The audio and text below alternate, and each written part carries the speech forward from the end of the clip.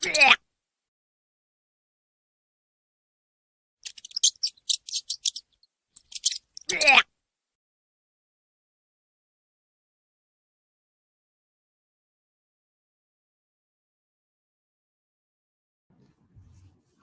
there, very good afternoon to you. This is Melvin here. Today I'm alone. How's everything? How's your weekend?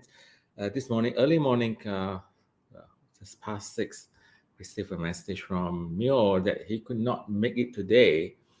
I guess I expected it because on the weekends, they say he will contribute to the highway traffic because he have to leave for his friend's wedding in Kedah, another star. And after that, he will take the opportunity to have to visit Penang. And I guess when he comes back, he will be so exhausted. I think because a lot of people are away because of long holiday. And how's yours? Well, mine over the weekends to today, yeah, it could be okay. The weather's fine in Kuala Lumpur, cooling. Um, but I did not receive many good news. First is I received two videos until this morning about job scammers. Once one video that's our deepest, first of all, our deepest condolences to the family in Menumbu, Ipoh, Perak. That's lost his son because of job scammers. The parents went to Thailand. They have to raise funds over 38,000 ringgit to match the DNA. It's confirmed that the son and got it cremated and brought back the ashes. And also this morning I received a video of how those victims of the job scammers were beaten because they did not meet the expectations of these scammers. They put in everyone's given a task to cheat the public in terms of money and all those things. If they do not meet the expectation, they will beat up them until they meet their quotas. And I was told if they can't meet up in 3 months' time, they will sell it to another party. And if the relative or families find out, they have to pay a hefty sum to get them back. So it's a very sad. And as this morning, I thought of something. Well, this coming Wednesday, I'm looking forward to meet Dr. Siri Michael Chong, the MCA complaint period, which has handled a lot of cases of such. And my friends, Mr. Ricky Chong, he came to our show before as the president of ISPCA, Ipoh SPCA. He also have quite a number of cases that he has witnesses. And we want to share this in our show, in our program. And also, we're going to launch a hashtag called I Rottan You. So I'll tell you, we don't need to wait until it's launched. It's hashtag how to scammers. Hashtag how to scammers with S and with S. Hell as HELL, 2TO, scammers, SCAMMERS. So hashtag to how to scammers. Every posting that we do a lot of postings every day on the social media, regardless what posting it is, and with a hashtag how to scammers. Why I want to do this is serve as an awareness program to ourselves and to the people that receive it or to share it. So to not be lured or be deceived by lucrative prosperity. It's nothing such things. So we're going to have a program on such, and hopefully also we will have open up more NGOs platforms. Those people who have doubts we could chat with and all these things. All right. And second, of course, the earthquake in Taiwan. Yes, on Sunday it is 6.4. Just now, this morning, just right an hour ago, a second earthquake in Taiwan is 6.8 magnitude. Right. So pray for Taiwan, and also the typhoon that hit southern Japan and then expected a tsunami is already hit it, I think, last evening. So this weekend is to me that's full of not too pleasant news, and I hope this is something that, as for example, the online scammers, something we can do ourselves. uh, I have actually, before we start the show, actually, I want to share with you, I share my disappointments. Some of the people that are close to you, I share this and invite them to be part of it. Uh, yes, they have the sentiments, but no one can actually willing to give their time. Uh, and I say, no, it's not a 24-hour service time. It's your thoughts and share it together. Um, this is still lacking in Malaysia, I believe. I don't know elsewhere, but I feel. But I told them it will not stop me from pursuing further, right?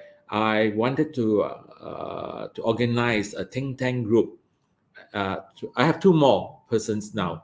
I want to start off with a think tank group for 5% inclusive me. I have two other friends.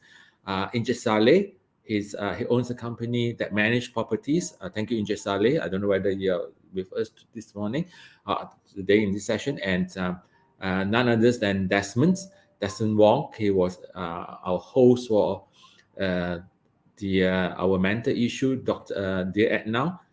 He's a young, vibrant lawyer, and he's part of it. So I need two more persons that not only have so-called hearts on this issue, but also spend some time thinking, and we want to present what our finding is, and present to the right authorities, and to see all the embassies, at least in the Southeast Asia, to share with them what we want to do and all these things. So if you hear me and you want to take part in this meaningful project, to private message us at Now Trooper and our Facebook. Okay, so what we have today? Something very sad as well. To start off with Monday with all this is something about parents. Let me. This is our title today. Well, it's actually saying, "Mom, Dad, I'm going to rotten you." uh, Usually, we see parents rotting the children. Not so much now. In my days, yes, but now you rotten your children. Probably is going to be people are going to report you as abuse.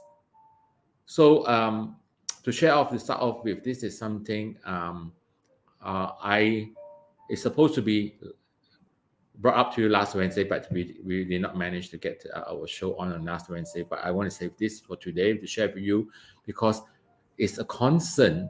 It's a big concern when I read this article. Here, let me share with you this article. Give me a second. A bit rusty over the weekends. Let me share this with you. Give me a minute. Okay, I'm going to share this article with you.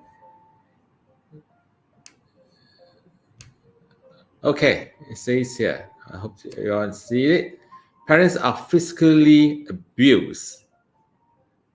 This is reported from the Star, and wow, let me read out to you.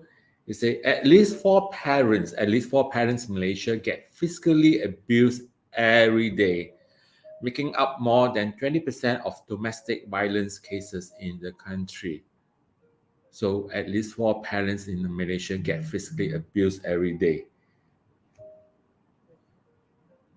Oh, can't hear me? I got a message. My audio, what happened to it? Means I missed this. Can you all hear me?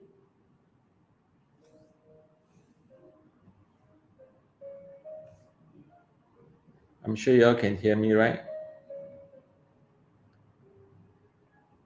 Okay, I presume let me the false alarm. So this is what it is. I have too many calls. Sorry. Okay. It says here. Sorry about the interruptions. Some people know that I'm doing live show right now and text me all over. It says four parents in Malaysia every day get physically abused. So it makes up more than 20%. This statistic was released by Bukit Aman, and also highlight the alarming number of domestic violence cases among close family members, higher than those involving married couples. All right. The data shows that from 2018 until May this year, which is 2018 to 2022, May this year, 12,987 cases of domestic violences involving family members, such as parents, children, brother, sister, grandchildren, and grandparents were reported. Of this, a total of 10,925 cases involving married couples were reported during the same period. So Bukit Aman Sexual Women's and Child Investigation Divisions, bracket D11, Principal Assistant Director, Assistant Commissioner Siti Kamsia, say 20%, which is 445 cases of 2,355 cases reported from January until April this year involve parents getting abused. So it means the children's abuse the children, the parents, or the parent, and all these things. So about 20% of these victims were age 60 and above, where 30% of them were in the 36 and 45 age group. I can't verify this video, but I doubt, I wanted to show this video, but I say no, it's too it's too sensitive, because this video from China I saw last couple of days ago, where this grandmom was teaching grandchild, I mean, with the Rottan. The grandchild, I think, is about 6-7 years old, and he has a very weak grandmom who was on the sick bed, and was filmed apparently by the father. And this kid actually hold up to the neck of the grandmother and push her down to the floor of the bed, and actually this kid whole body on top of this grandma, and the grandma, you can see, is very weak, and she didn't get up, and she wouldn't release her, and she was actually like strangling her, and the father there was just talking and filming and all this thing. And what happens, it lasted for a few minutes. I saw and the blood came up from the body, from the nose and all this thing, and she was programmed death. She actually died, strangled by the grandchild, and the grandchild was so-called handcuffed and all these things. It's real. I mean, that's why I want to talk about this issue today. So in Malaysia too, it suffer. I say 4 cases a day reported that abuse the parents. So I say 20% of the cases, of 456 cases, around 20% is age 26 to 45, and the rest is more than 60 years old. So that's big for our Malaysians so-called populations. So besides parents, they also receive cases involving siblings, grandparents, and all these things. Yeah, the kids in China, there's a grandmother, and filmed by the father, the son. It's ridiculous. So most of such domestic violences was due to arguments over money and drugs problem. Yes, I've seen a lot of it. Like last few months ago, yes, the parents of grandmother, this happened somewhere in Malaysia, refused to give money to the son for drugs, and actually strangle or kill the mother for the matter, or they argue over the properties that, let's say, the parent, the father left behind, or they say it's not fairly distributed. This is a case, I think, in Perak, Ipoh, to a family, but the son also strangled the mother to death because the father's or husband's view was not evenly distributed among them. So normally the aggressor, it says here, will ask for the money to buy drugs. When he doesn't get what he wants, it leads to an argument before someone ends up getting beaten.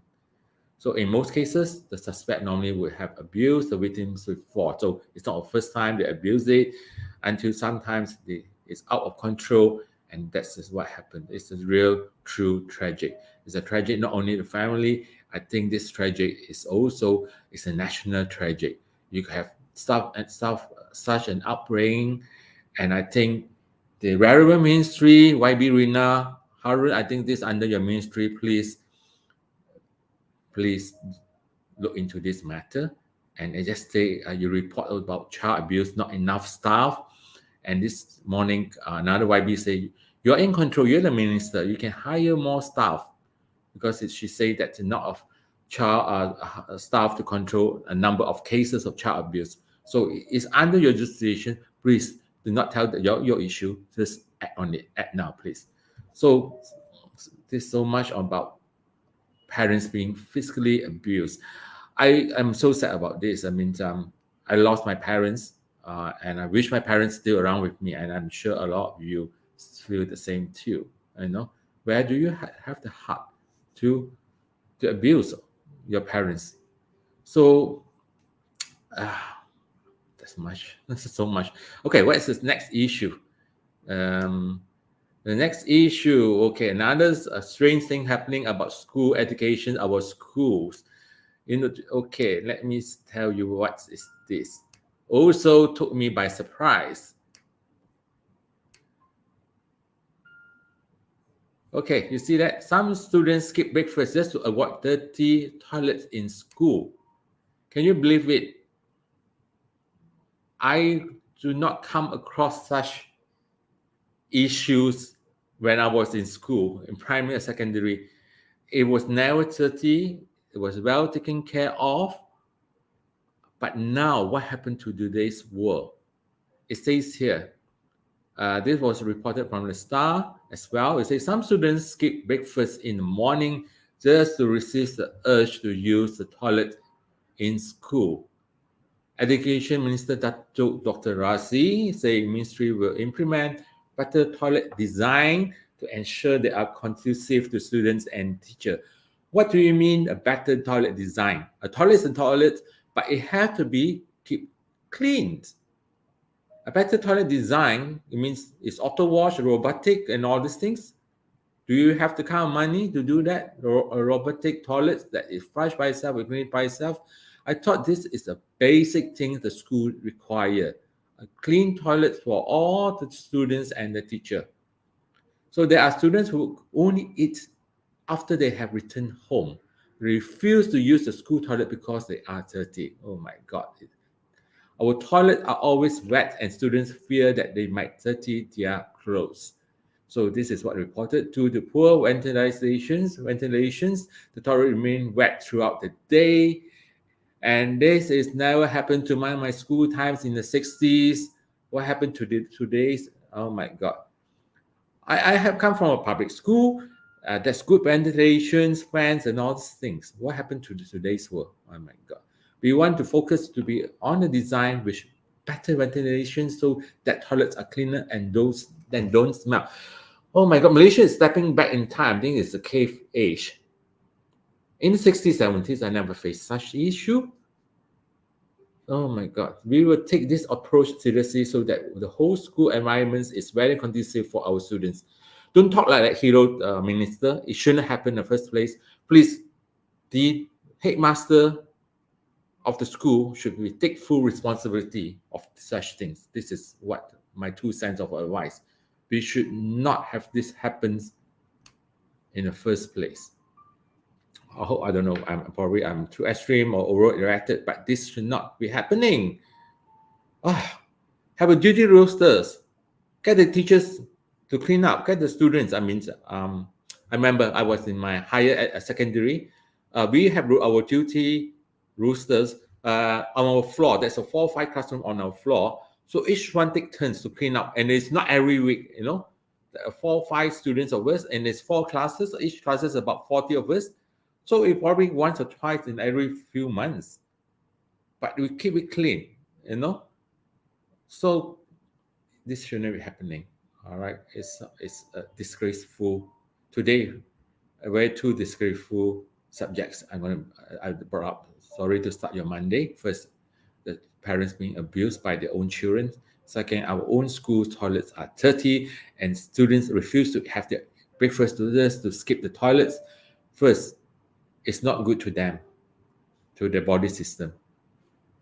All right, you might so-called, they are young growing, they need all the energy, and the skip toilet for this purpose is unthinkable, despicable.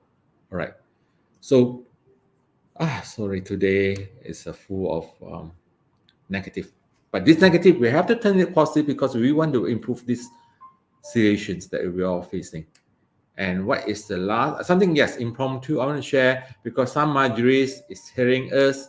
Um, thank you for hearing us. This is something I yes something that we talked about in the last few episodes because of the monsoon rain. We are so-called the monsoon, the floods.